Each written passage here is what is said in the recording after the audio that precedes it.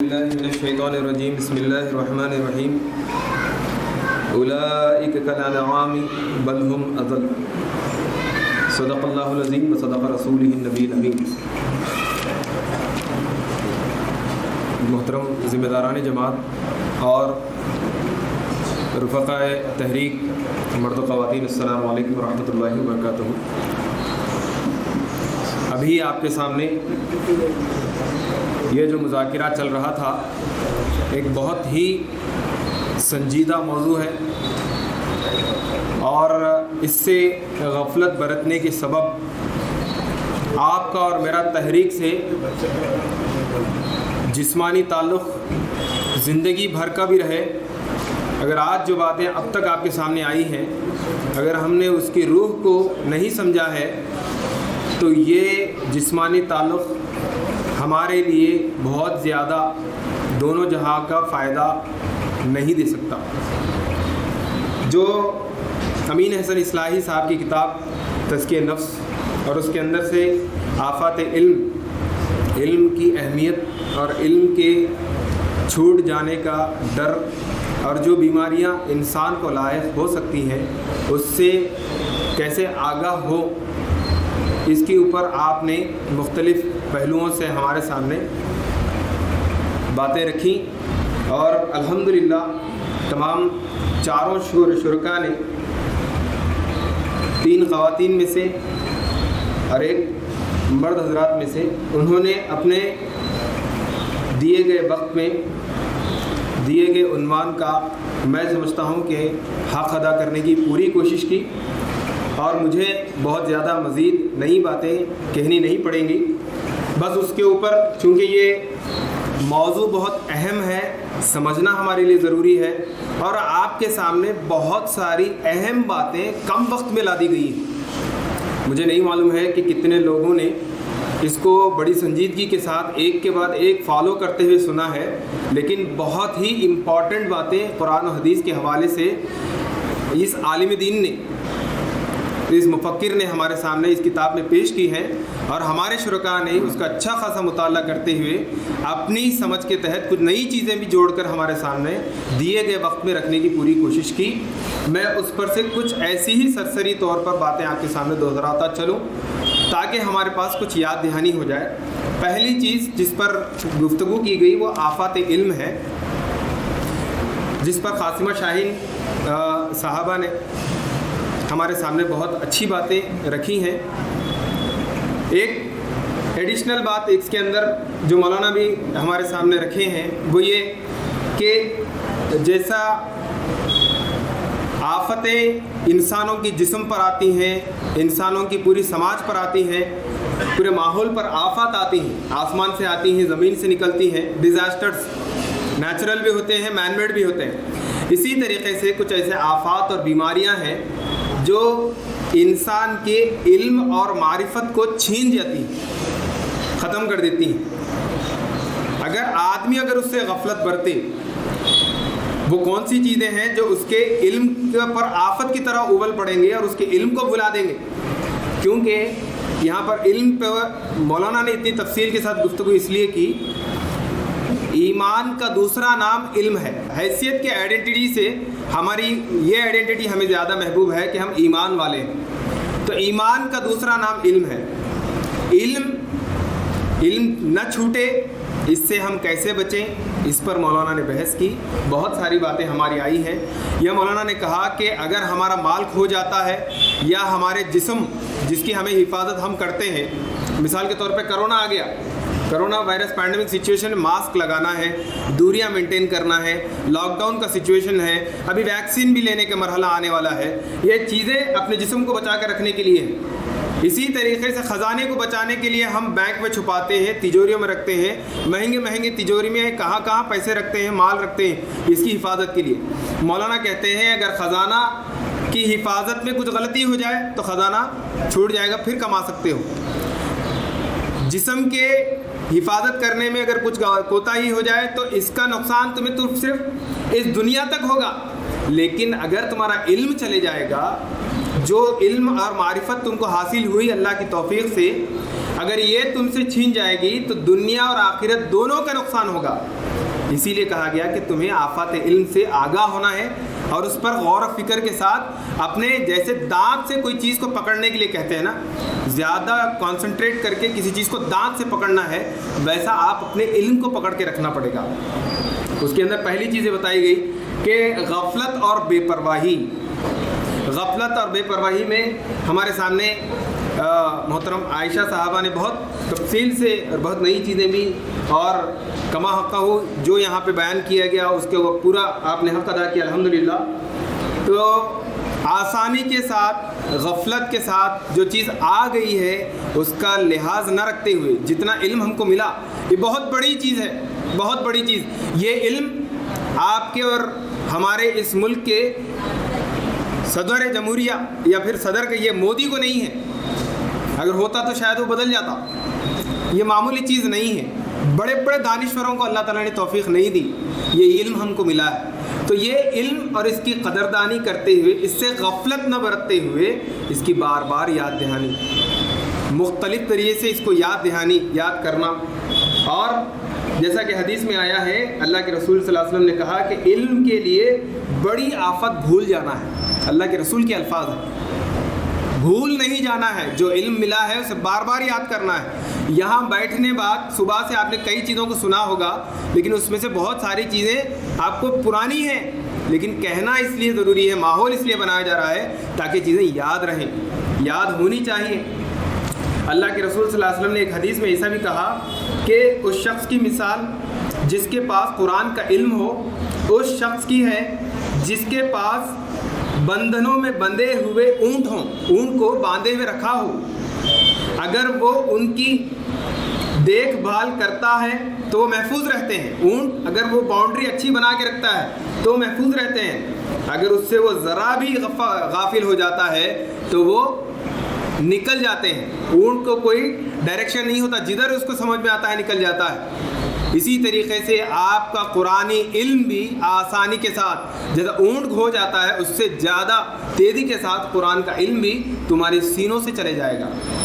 اسی لیے اللہ تعالیٰ نے قرآن کا جو اسلوب ہے، قرآن کا جو فونٹ ہے، قرآن کی جو تلاوت کے اندر جو چاشنائی اللہ نے رکھی، اس کو بار بار یاد کرنے کے لیے انسان کو اٹریکشن ہو، اور اس کے اندر ریسرچ کرنے والوں نے کہا یہ ایسی چیز ہے جو بار بار پڑھنے پر انسان کو خوشی دل سے ہوگی اور وہ یاد بھی رہتی ہے۔ جتنا آپ قرآن کو پڑھیں گے اتنا زیادہ آپ کو قرآن یاد رہے گا۔ اور نمازوں کا، تراویح کا اہتمام، قرآن اسٹڈی سرکلز میں اٹھنا بیٹھنے کا اہتمام، صحابہ کا معمول، یہ سب چیزیں ہمارے سامنے آئی ہیں۔ اور پچھلی امتوں کی تباہی کا نتیجہ بھی یہی ہوا کہ یہود و نصارہ نے یا تو اس سے غفلت برتتے برتتے اس میں کئی چیزوں کو بھلا دیا، بدل دیا، اور کئی چیزیں اس کے اندر اپنے حساب سے من گھڑت بنا دی، غفلت برتتے ہوئے۔ ایسا کرنے سے جیسا ان کا انجام ہوا وہ انجام ہمارا بھی ہو سکتا ہے۔ یہاں پر مولانا نے تنبیہ اور ہم کو آگاہ کیا۔ اس کے بعد جو تیسری چیز تھی وہ ایک اہم پہلو ہے، وہ یہ کہ خواہشات کے نفس کی پیروی، جس کو یہ کہا گیا کہ یہ ایک انسان کی سوچ ہے کہ وہ اپنی اتباع ہوا۔ یہ ایک قرآنی اصطلاح ہے جس کے متعلق یہاں پہ کہا گیا کہ وہ اپنے آپ کو سیٹسفائی کرنے کے لیے جلد حاصل ہو جانے والی کچھ چیزوں کو، میٹیریلسٹک چیزوں کو سامنے رکھتے ہوئے اس کو حاصل کرنا اور خود کو نفع پہنچانا، ایسی وہ ہر چیز کو استعمال کرے گا، ہر سوچ وہ سوچے گا جو اسے جلدی حاصل ہو جائے، اپنے خواہش کو پوری کر سکے۔ اس کو اتباع ہوا کے معاملے میں کہا گیا، اور اس کے کئی مراحل ہیں۔ ایک مرحلہ یہ ہے کہ آدمی صحیح اسی چیز کو سمجھے گا جو اس کے نفس کو بھاتی ہو، اور اس کے خواہش نفس کے اگر کوئی چیز خلاف ہو، مثال کے طور پہ فجر میں کسی کو اٹھنا مشکل ہو رہا ہو تو وہ اپنے آپ میں محسوس کرے گا کہ فجر پڑھنا ضروری نہیں، تہجد میں اٹھنے کی بات کہی گئی تو نہیں ہو سک رہا ہے، آسانی سے کسی کو پیسے دے کر اس پر سود کمایا جا سکتا ہے، اس کو سمجھ میں آ رہی چیز ہے کہ اچھی چیز ہے، لیکن اس کے سامنے آپ کئی چیزیں پڑھ لیں، قرآن کی وعیدیں، حدیثیں بولیں، لیکن اس پہ کوئی جو نہیں رہیں گی، اس کو صحیح سمجھے گا۔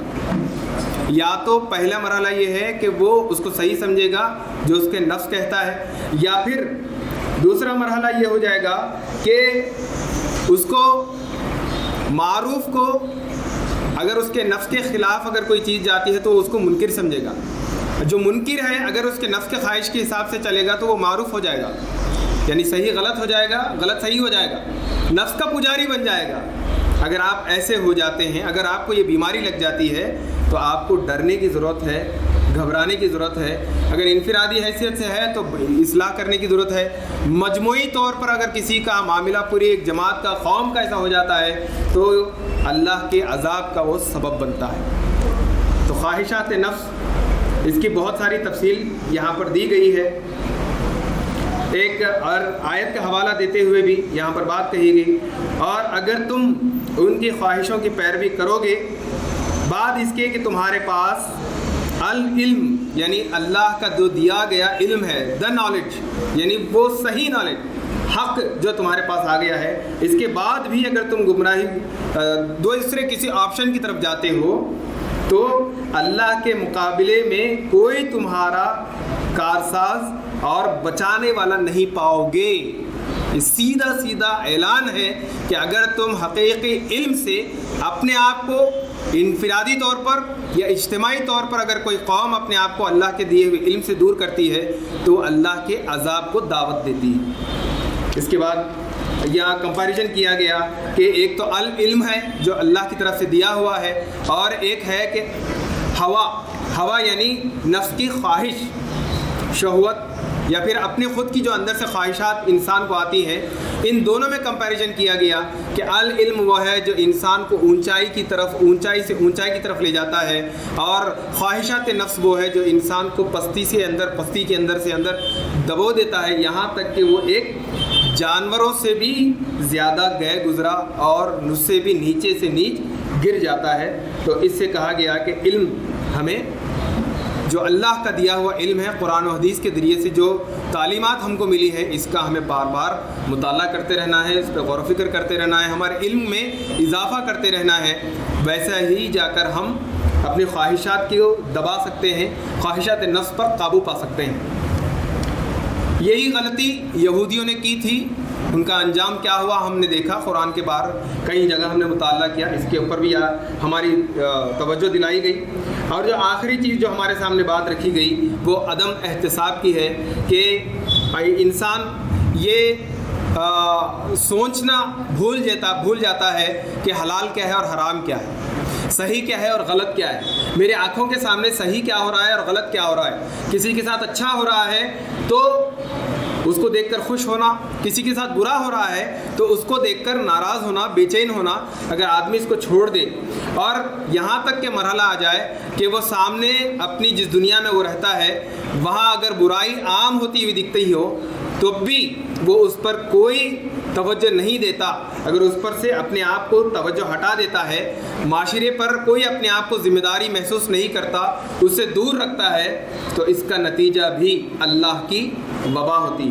اس کے اندر مختلف ذریعے سے سمجھایا گیا کہ کسی معاشرے میں آپ کہیں دیکھ رہے ہیں کہ کوئی برائی آ رہی ہے, کوئی برائی عام ہو رہی ہے, آپ آنکھوں سے دیکھ رہے ہیں, تو اللہ تعالیٰ جب کہیں برائی آتی ہے تو فوراً عذاب کو اللہ تعالیٰ نازل نہیں کرتا. مولانا کہتے ہیں اللہ تعالیٰ نازل اس وقت کرتا ہے جب کچھ لوگ جو برے ہیں وہ برا کر رہے ہیں, ایک برائی تمہارے آنکھوں کے سامنے انجام پا رہی ہے, اس کو دیکھنے کے بعد بھی ایک بڑی تعداد جو پڑھی لکھی ہے اس کو روکنے کی کوشش اگر نہیں کرتی تو جب اللہ کا عذاب آتا ہے, اور جب اللہ کا عذاب آتا ہے تو اچھے اور برے دونوں کو اس کا شکار کر دیتا ہے.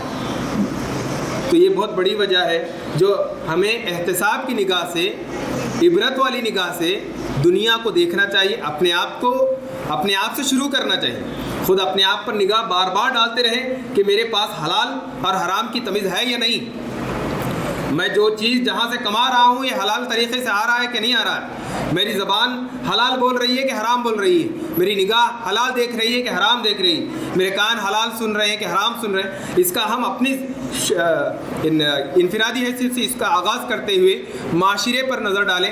معاشرے پر جب نظر ڈالیں تو ذمہ داری کے ساتھ نظر ڈالیں, مومنانہ نگاہ سے نظر ڈالیں. جہاں کوئی غلط ہو رہا ہو ایک ذمہ دار کے ساتھ ہم جمع ہو جائیں, اور جو برائی ہے اس کو مٹانے کے لیے ایک سد باب, اس کو مٹانے کے لیے ایک طاقت ہم بن جائیں, اس کے خلاف لڑتے رہیں. اگر ہم اچھے لوگ کچھ جمع ہو کر یہ کام کریں گے تو اللہ تعالیٰ جیسا کنتم خیر امتن کی اللہ تعالیٰ نے مثال دی، اگر یہ کام ہوتے رہے گا جس کو قرآن میں امر بالمعروف نہی عن المنکر کی اصطلاح دی گئی ہے، وہ یہاں پہ مولانا نے اس پر توجہ دلائی ہے کہ اگر عمل بالمعروف نہی عن المنکر یعنی اچھائی کو پھیلانا اور برائی کو مٹانے کا کام اگر چھوڑ دیا جائے گا تو اللہ کا عذاب کھلا عذاب آئے گا، اور جب عذاب آئے گا تو سب اس کا شکار ہوں گے۔ اس کے 3 مراحل دیے گئے ہیں۔ پہلا مرحلہ یہ ہے کہ اگر ہم امر بالمعروف نہی عن المنکر کا کام نہیں کریں گے تو معروف کیا ہو جائے گا؟ منکر بن جائے گا، اور منکر معروف بن جائے گا۔ زنا حلال ہوتا ہوا دکھے گا، اور شادی مشکل سے مشکل، اور کچھ دن جانے کے بعد اور کیا ہوگا نہیں معلوم۔ یہ جیسا دنیا کے اندر بدلاؤ ہے، یہ اسی کا نتیجہ ہے کہ مجموعی طور پر جیسے کوئی بھی ظلم کے خلاف لڑائی ہونی چاہیے، طاقت بن کر کوئی کام ہونا چاہیے، ویسا کام نہیں ہو رہا ہے۔ اور اس کا دوسرا مرحلہ یہ کہ طبیعتیں مسخ ہو جائیں گی، ہماری طبیعت اندر سے یہ محسوس کرنے لگے گی جو معروف ہے ارے یہ تو بہت مشکل ہے، جو منکر ہے یہ بہت آسان دکھے گا۔ سماج بھی بن جائے گا، سماج کے ساتھ ہماری ذہنیت بھی بن جائے گی۔ یہ دوسرا مرحلہ ہے، ہماری ذہنیت پہ بھی اثر کرنا شروع کر دے گا۔ اور تیسرا مرحلہ یہ آ جاتا ہے کہ ماحول اتنا گندا ہو جاتا ہے کہ عقل رکھنے والے، علم رکھنے والے بھی یہ راستہ نہیں ڈھونڈ پاتے کہ اس کو کیسے سدھارا جائے۔ یہ تیسرا مرحلہ آ جائے گا۔ اگر احتساب کا معاملہ نہیں ہوگا تو یہ تیسرا مرحلہ آئے گا۔ اور اللہ کے رسول صلی اللہ علیہ وسلم نے آگاہ کیا ایک حدیث میں اس کو پڑھتے ہوئے اپنی بات کو ختم کرتا ہوں۔ وہ یہ کہ بہت اہم حدیث ہے، اس کو آپ سنیں، غور و فکر کریں کہ حضور نبی اکرم صلی اللہ علیہ وسلم نے فرمایا اس وقت تمہارا کیا حال ہوگا جب تمہاری عورتیں بے قابو ہو جائیں گی، تمہارے نوجوان بد چلن ہو جائیں گے اور تم جہاد چھوڑ بیٹھو گے۔ یہ کب کہا؟ اس وقت صحابہ کرام کی مجلس میں اللہ کے رسول نے کہا، جو اللہ کے رسول کے ایک حکم پر جان دینے والے لوگ تھے۔ انہوں نے جواب دیا، لوگوں نے کہا یا رسول اللہ کیا یہ بھی ہونے والا ہے؟ آپ صلی اللہ علیہ وسلم نے فرمایا، اللہ کی قسم جس کے قبضے میں میری جان ہے، اس سے بھی زیادہ سخت مرحلہ آنے والا ہے۔ لوگوں نے پوچھا یا رسول اللہ صلی اللہ علیہ وسلم اس سے زیادہ سخت مرحلہ کیا ہے؟ آپ صلی اللہ علیہ وسلم نے فرمایا، اس وقت تمہارا کیا حال ہوگا جب تم نہ نیکی کا حکم دو گے نہ برائی سے روکو گے۔ لوگوں نے کہا یا رسول اللہ کیا یہ بھی ہونے والا ہے؟ یعنی ہم صحابہ یہ بھی کام کریں گے کیا؟ ایسا سوال انہوں نے کیا۔ ہاں، اللہ کی قسم جس کے قبضے قدرت میں میری جان ہے، اس سے بھی سخت مرحلہ آنے والا ہے۔ لوگوں نے دریافت کیا یا رسول اللہ اس سے بھی زیادہ سخت ہوگا؟ آپ صلی اللہ علیہ وسلم نے فرمایا، اس وقت تمہارا کیا حال ہوگا جب تم دیکھو گے کہ معروف منکر بن گیا اور منکر معروف بن گیا، یعنی اچھائی غلط ہو گئی، نیکی گناہ ہو گیا، گناہ نیکی سمجھ کر کیا جا رہا ہے، ایسا مرحلہ بن جائے گا، ماحول بن جائے گا۔ تو لوگوں نے کہا یا رسول اللہ کیا یہ بھی ہونے والا ہے؟ آپ صلی اللہ علیہ وسلم نے فرمایا، ہاں، اللہ کی قسم جس کے قبضے قدرت میں میری جان ہے، اس سے بھی زیادہ سخت مرحلہ آنے والا ہے۔ لوگوں نے پوچھا یا رسول اللہ صلی اللہ علیہ وسلم اس سے زیادہ سخت کیا ہوگا؟ آپ صلی اللہ علیہ وسلم نے فرمایا، اس وقت تمہارا کیا حال ہوگا جب تمہاری برائی کا، جب تم یعنی تم مسلمان، تم برائی کا حکم دو گے اور بھلائی سے لوگوں کو روکو گے۔ مسلمان کی زبان لوگوں کو برائی کی طرف دعوت دے گی اور وہ اچھائی کے خلاف دیوار بن جائیں گے۔ آج ہمارے انجام، ہمارے اعمال کی وجہ سے کئی ایسے سلیم الفطرت عقل رکھنے والے ہندو لوگ، غیر مسلم لوگ ہیں جو ہم کو دیکھ کر اسلام میں نہیں آ رہے ہیں۔ ہمیں غور و فکر کرنے کی ضرورت ہے، اور اس اللہ کی قسم جس کے قبضے قدرت میں میری جان ہے، اس سے زیادہ سخت وقت آنے والا ہے۔ اللہ تعالیٰ فرماتا ہے کہ تم میں سے فرماتا ہے کہ میں نے اپنی ذات کی قسم کھائی ہے کہ اس وقت میں ان کے لیے ایسا فتنہ برپا کر دوں گا کہ بڑے بڑے دانشور بھی چکر میں پڑ جائیں گے۔ یہ اللہ تعالیٰ قسم کھا کے کہتا ہے، اپنی قسم کھا کے کہتا ہے جب یہ مرحلہ اتنا سخت آ جائے گا تو اللہ تعالیٰ ایسے مشکلات میں پورے انسانیت کو ڈبو دے گا کہ زبردست عقل رکھنے والے بھی چکر میں پڑ جائیں گے کہ اس سے باہر کیسا ہے۔ یہ کیوں ہوتا ہے؟ اس کی وجہ یہ ہے کہ انسان یا مسلمان بالخصوص جس کے پاس العلم ہے، اللہ کا دیا گیا علم ہے، قرآن و حدیث کا علم ہے، وہ احتساب کرنا بھول جائے گا، عبرت کی نگاہ چھوڑ دے گا، صحیح اور غلط میں فرق کرنا چھوڑ دے گا، اور معروف و نہی عن المنکر کا کام چھوڑ دے گا۔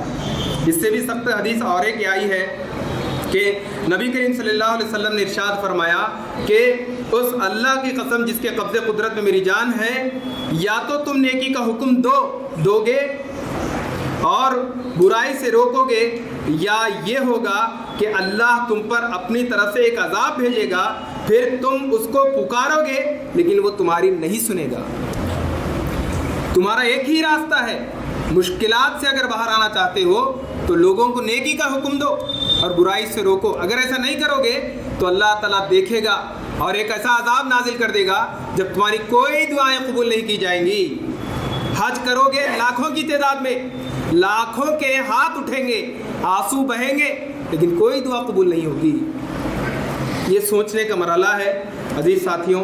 اس سے بھی زیادہ سخت اور ایک بات یہ ہمارے سامنے رکھی گئی کہ جس قوم کے اندر برائی پھیل رہی ہو اور اس کے اندر ایسے لوگ ہوں جو اس کی اصلاح کر سکتے ہوں لیکن وہ اصلاح نہ کرے، تو اس کے معنی یہ ہے کہ وہ وقت قریب آ گیا ہے جب اللہ تعالیٰ ان سب کو کسی عذاب میں پکڑ لے۔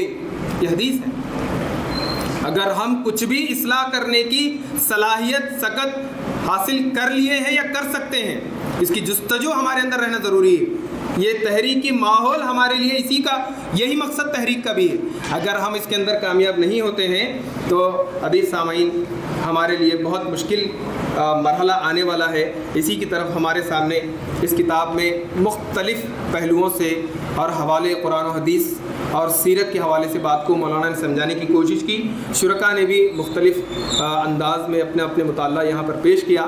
میں اللہ تعالیٰ سے دعا کرتا ہوں کہ اللہ تعالیٰ اس موضوع کے تحت ہمیں مزید غور و فکر کرنے، اپنے علم میں اضافہ کرنے اور اپنے عمل کی اصلاح کرنے کی توفیق عطا فرمائے۔ سبحان ربک رب العزت عما یصفون وسلام علی المرسلین والحمد للہ رب العالمین۔